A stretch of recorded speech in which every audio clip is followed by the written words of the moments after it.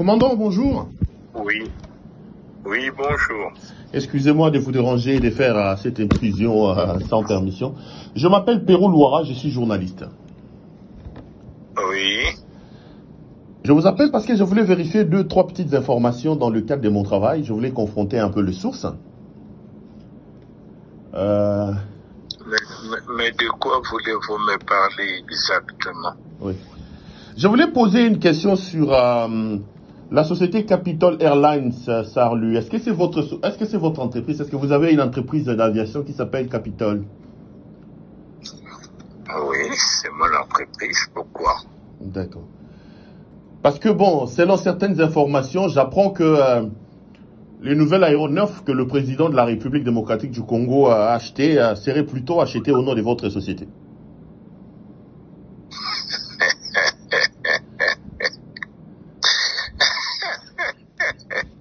Vous savez, moi, je ne mange pas de ce pain-là. Ça, c'est un. J'ai une compagnie privée.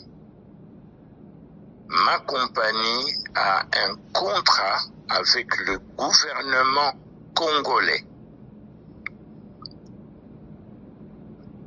Est-ce que ça vous satisfait? Je suis là, oui, je vous écoute, mon commandant. Non, mais je viens de vous dire, je suis le responsable de la compagnie Capitol Airlines. Et Capitol Airlines a un contrat avec l'État congolais pour la gestion des avions que je mettrai à la disposition de l'État. À part ça, quel est l'autre problème qui vous inquiète ou qui vous... Je sais pas, Est-ce que dans le cadre de ces contrats-là, je voulais savoir si effectivement le nouvel avion là rentre dans le cadre de ce contrat-là, si c'est un appareil qui appartient à votre entreprise. Mais pourquoi les gens veulent toujours mouiller la personne du président à tout ce qui se passe au pays? Ce que je ne comprends pas, quand je prends un pays comme la France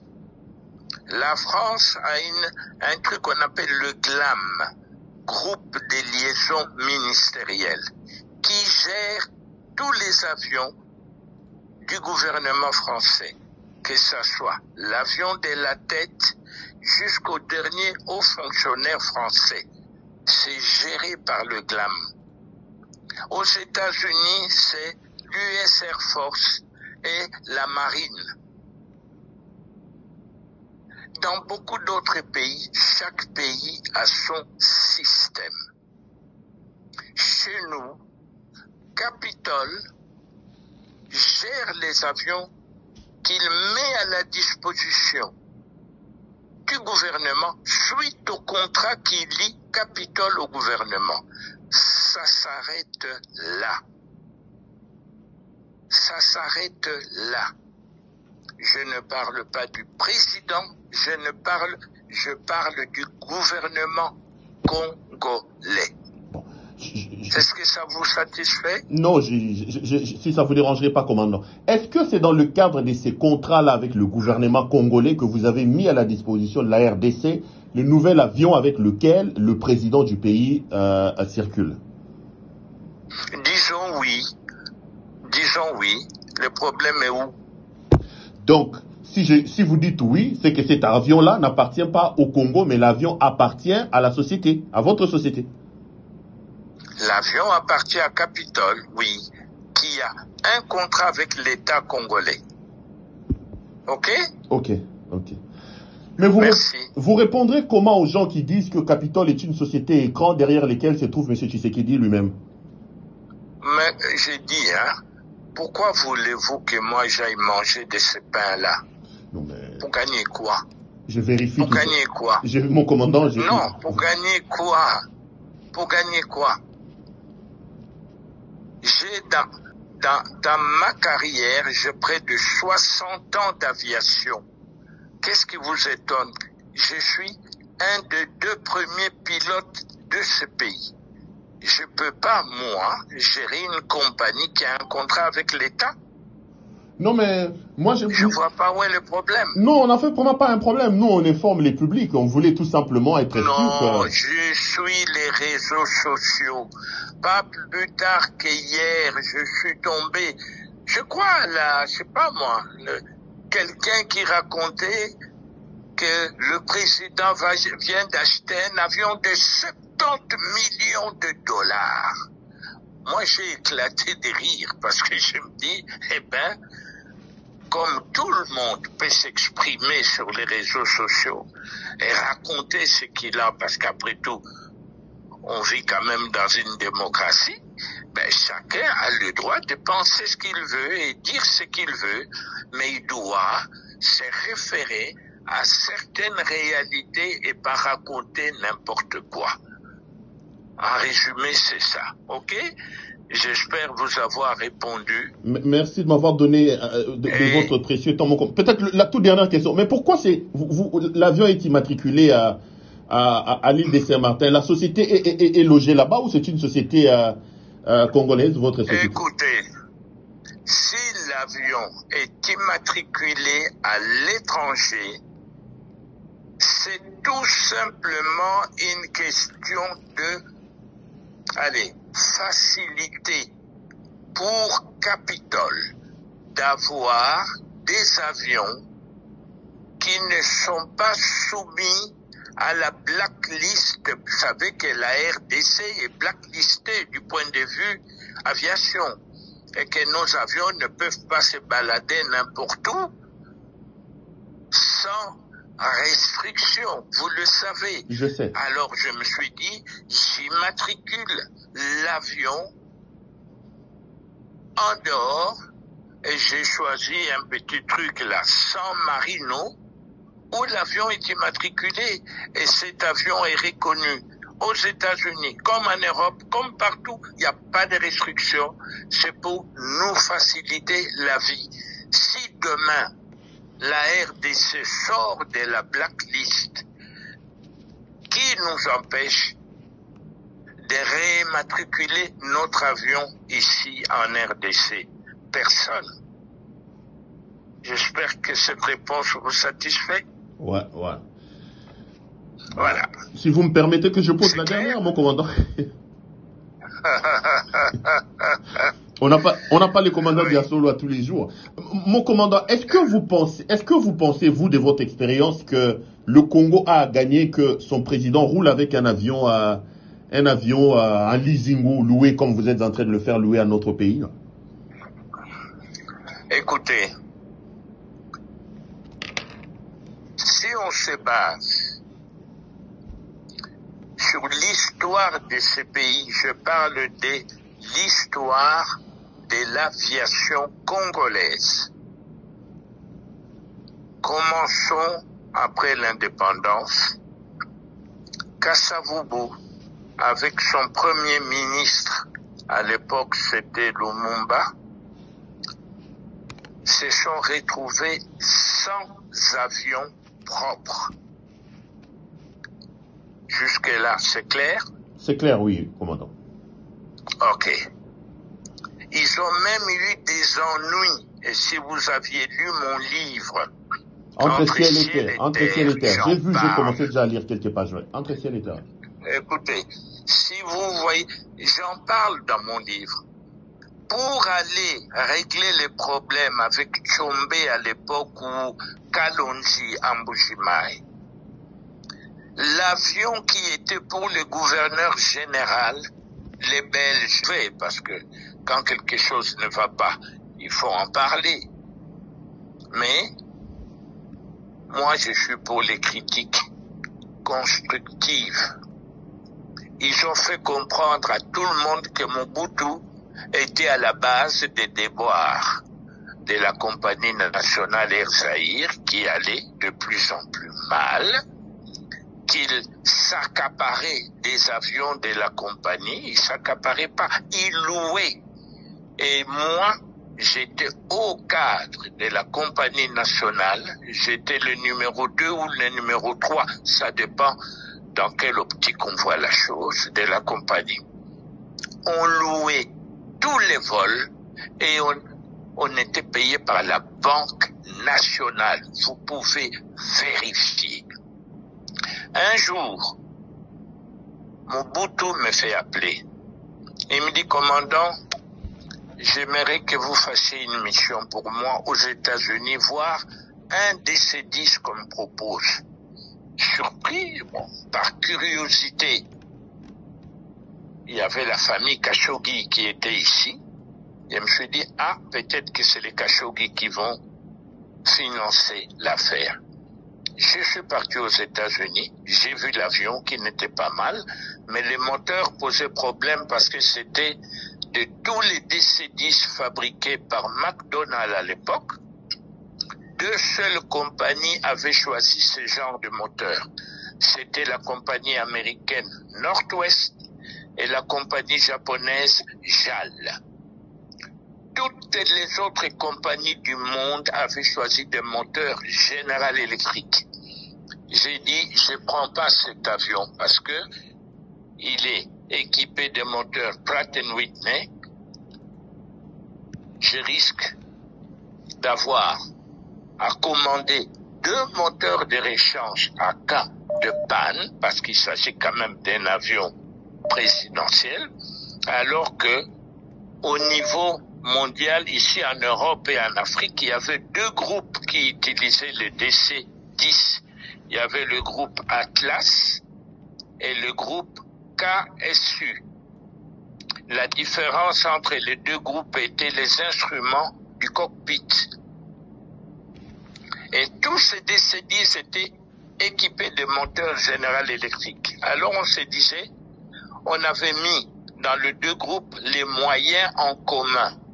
Quand quelqu'un, membre du groupe, tombait en panne, le groupe les dépannait en attendant la réparation de la pièce qu'il aurait perdu, moteur ou n'importe quoi. Ça revenait moins cher pour tout le monde dans les cadres de l'exploitation plutôt que s'encombrer avec 2 moteurs stockés quelque part. À mon retour des États-Unis, le président m'avait reçu à Paris, chez lui, avenue Foch. J'ai fait mon rapport. Il m'a dit, mais maintenant, si on a joué du sous-avion, il y a Air Zahir, on a le bac Mobutu, Air Zahir. Et pendant qu'il disait ça, est-ce que vous m'écoutez? Je suis là, mon commandant, je vous écoute.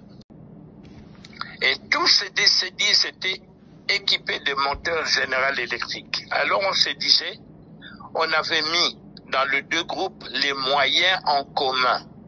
Quand quelqu'un, membre du groupe, tombait en panne, le groupe les dépannait en attendant la réparation de la pièce qu'il aurait perdu, moteur ou n'importe quoi. Ça revenait moins cher pour tout le monde dans les cadres de l'exploitation plutôt que s'encombrer avec 2 moteurs stockés quelque part. À mon retour des États-Unis, le président m'avait reçu à Paris, chez lui, avenue Foch. J'ai fait mon rapport. Il m'a dit, mais maintenant, si on a joué du sous-avion, il y a Air Zahir, on a le bac Mobutu, Air Zahir. Et pendant qu'il disait ça, est-ce que vous m'écoutez? Je suis là, mon commandant, je vous écoute.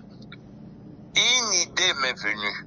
Je venais de lire quelques jours plus tôt que le président Senghor du Sénégal avait commandé pour le gouvernement sénégalais un 727-200 chez Boeing avec des réservoirs auxiliaires qui lui permettaient de traverser l'Atlantique et d'aller n'importe où. L'idée m'est venue, j'ai regardé le président, il était avec 7, nous étions 3. J'ai dit mon conseil, Salandenge Ndekonayo, président Senghor Aoutuko Sala, Aoutuko Somba 727, ce que je viens de vous dire là. Ah, il m'a regardé. Commandant Yasolo, Nalobi, ah, mon conseil. Yasolo, Nazoye Bisayo. Atali Seti. Alobi na Seti, Sala Makambu, commandant Aoutuko Bisayo. Voilà comment Mobutu a acquis son premier 727-100. Moi, j'avais parlé d'un 727-200 Sétier a pris un 2700 qui fut l'avion du président Mobutu. J'allais même être détaché de la compagnie nationale pour voler cet avion. Heureusement, les choses ne se sont pas faites. Je suis resté à Air Zaïre jusqu'à aujourd'hui. Enfin, du moins, compagnie, ce n'est plus que le nom, c'est l'ombre d'elle-même. Ouais. Voilà en résumé. Et cet avion n'a pas seulement servi à Mobutu, il a servi au président Laurent Kabila, il a servi au président Joseph Kabila. Bon, c'est un avion qui a quand même un âge. Un avion ne peut pas voler indéfiniment. C'est un avion qui a dépassé 50 ans d'âge. Alors, voilà. Et on se retrouve dans le système actuel, depuis l'avènement de l'actuel président. Les avions qui sont là, vous pouvez aller les voir du côté de la force aérienne.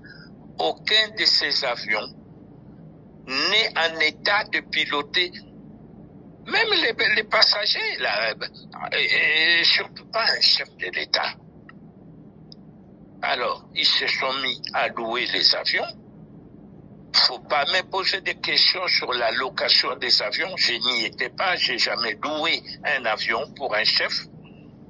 Moi, j'ai signé un contrat avec l'État congolais où j'ai mis des avions à disposition de l'État congolais pour aider l'État congolais dans la gestion de ces avions.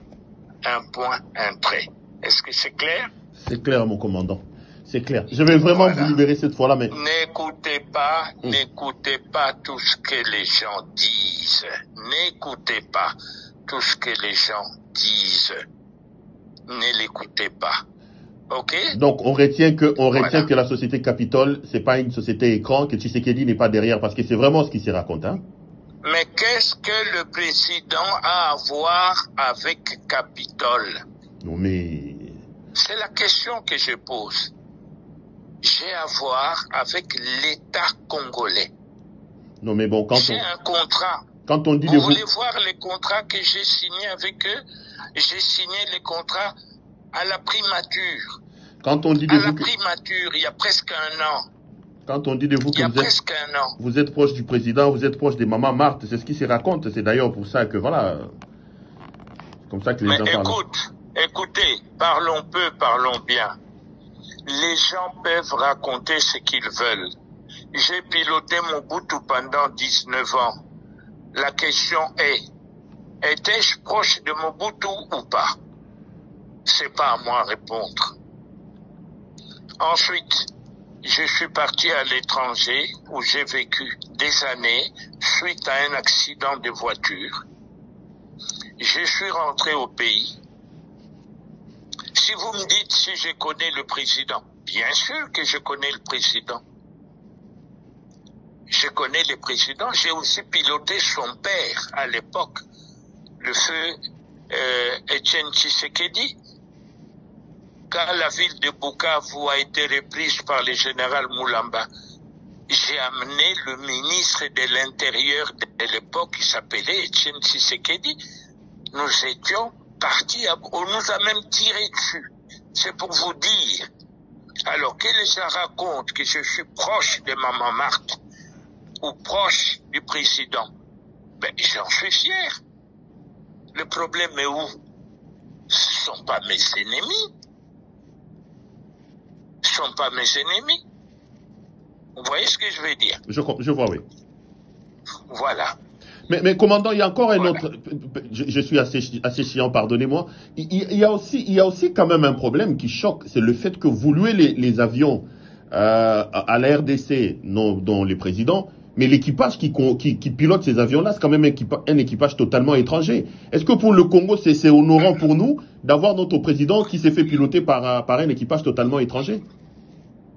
Écoutez, la dernière fois que notre pays, la République démocratique du Congo,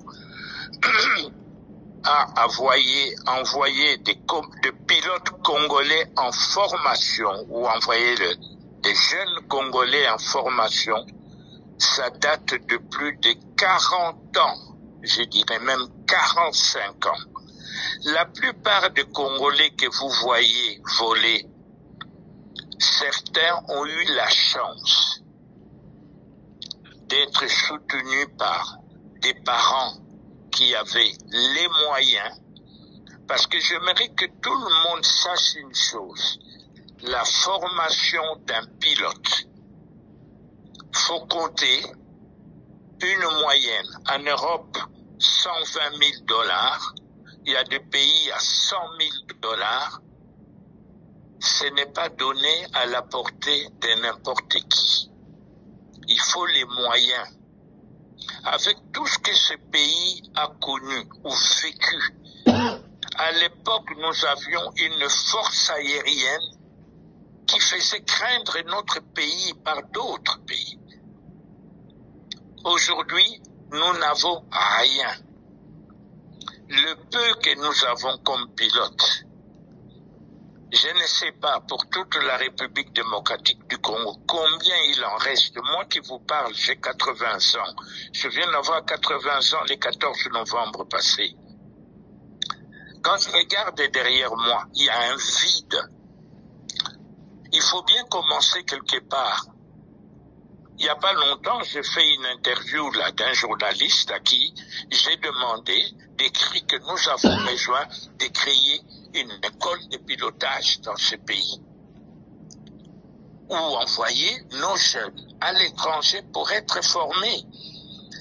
Ce qui coûte cher, ce n'est pas la formation théorique en soi, ce sont les heures de vol qu'il faut que, si on a besoin de 100 000 $ pour former un pilote, un universitaire, je dirais peut-être 10-15% de ce montant. Donc, si le pays n'a pas des gars, c'est normal que je commence avec une société avec qui Capitol a signé. Et cette société qui est basée en Irlande, en Angleterre et en Grèce, et qui s'appelle GenJet, cette compagnie est là pour l'exploitation de cet avion, et j'ai signé avec eux pour 1 an.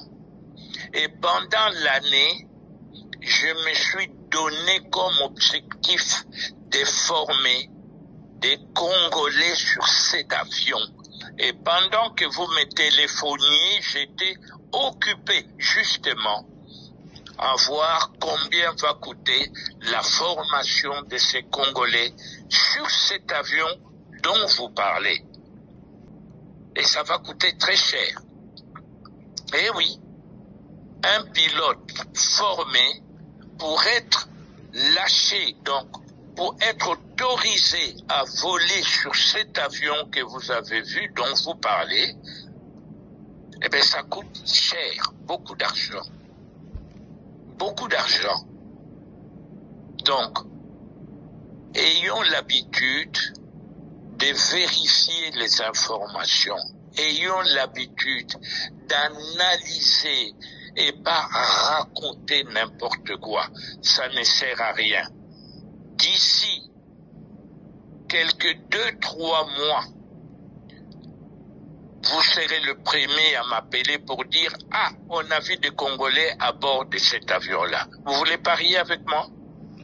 Ben, on va parier. Dans une année? Non, non. J'ai dit dans 3 mois, dans 2-3 mois, tout dépend. Il faut les envoyer en formation et revenir. D'accord, d'accord. C'est tout. Mais, ok? Mais ce sont des pilotes déjà qualifiés que j'envoie là-bas pour être formés sur ce type d'avion. Dans 2-3 mois, vous verrez des Congolais là-dedans. Ok? Ok. Ok.